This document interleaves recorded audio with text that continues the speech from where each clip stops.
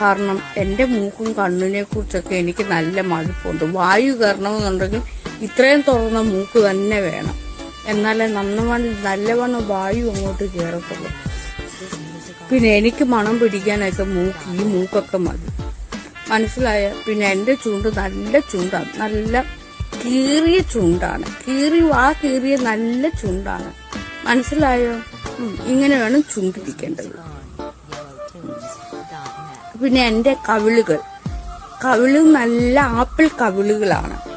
പിന്നെ കണ്ണുകൾ വിടർന്ന തെള്ളി, പണ്ട് എന്നെ എല്ലാവരും ഉണ്ടക്കണ്ണിന്നാണ് വിളിക്കുന്നത്. പിന്നെ പറയുന്ന സെക്സ് അപ്പീൽ കൂടുതലുള്ള കണ്ണാണെന്ന്, വശീകരിക്കാൻ നല്ല വശീകരണ യോഗ്യമായിട്ടുള്ള കണ്ണുകളാണ് എന്റേതെന്ന് പലരും പറഞ്ഞിട്ടുണ്ട്. അതൊക്കെ സൗന്ദര്യബോധമില്ലാത്ത ഒരു തെണ്ടികൾക്കും അത് മനസ്സിലാവത്തില്ല. നല്ല സൗന്ദര്യബോധമുള്ളവർക്ക് എന്റെ മുഖം നോക്കുമ്പോൾ